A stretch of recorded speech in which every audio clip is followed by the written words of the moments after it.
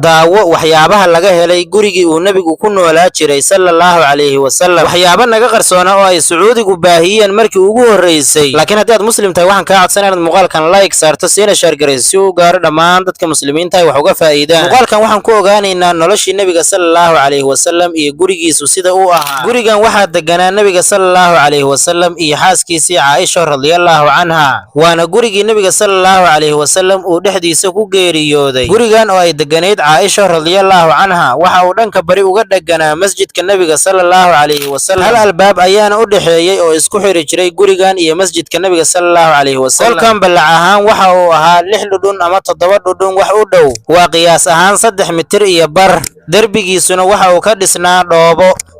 saanqaafkeeda korana balka ama qolfaha geetimireedka ayuu ka samaysnaa saanqaafkiisa aad ayuu u gaabnaa qof walba oo istaagana waa uu taaba karay albaabka gurigan waxa farsamaysay Aisha radhiyallahu anha waxa uu ka samaysnaa geed carcar la yiraahdo guriga Aisha radhiyallahu anha markii hore waxa nabiga sallallahu alayhi wasallam u yaalay hal sariir oo kali ah ama hal firaash mar dambe ayay Aisha radhiyallahu anha firaash kale ku dhagsatay qof marti ah ayaa u imaanayay nabiga sallallahu alayhi wasallam isla markaasna ma uusan helayn gogol uu siiyo firaashkiisa ayuuna uga kacay nabiga sallallahu alayhi wasallam oo asagu dhulka ayuu fariisanayay jikadooda iyo cuntada ay karsan jireen waxay tiri Aisha radhiyallahu anha waxaan arkaynay bisha haddana bisha ayaan arkaynay haddana bisha ayaan arkaynay 2 bilood markii 3 bilood la arko waa 2 bilood oo dhalato dhamaatay iyo bil dhalatay waxay leedahay 3 bilood ayaa dhalanaysay iyadoo aan guriga nabiga wax dab ah laga hurin sallallahu alayhi wasallam waxa la weydiiyay oo maxaad ku nooleydeen oo cuni jirteen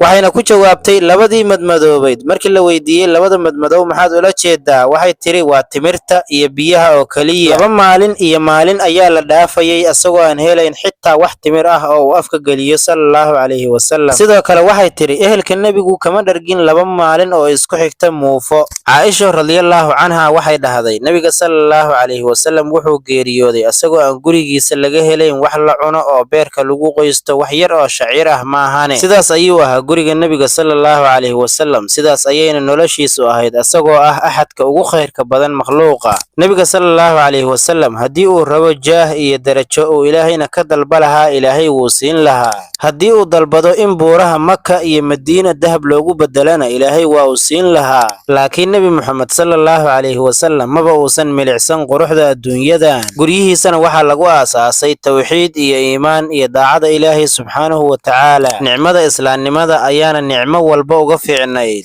nabiga sallallahu alayhi wasallam waa midka ugu khayrka iyo sharafta badan inta uu ilaahay abuuray nabiga sallallahu alayhi wasallam waxa uu guursaday ilaa 12 xaaskiisii ugu horeysana waxay ahayd Khadija radhiyallahu anha dhammaan ilmihiisana Khadija ayaa u dhashay radhiyallahu anha Qasim Abdullahi Zainab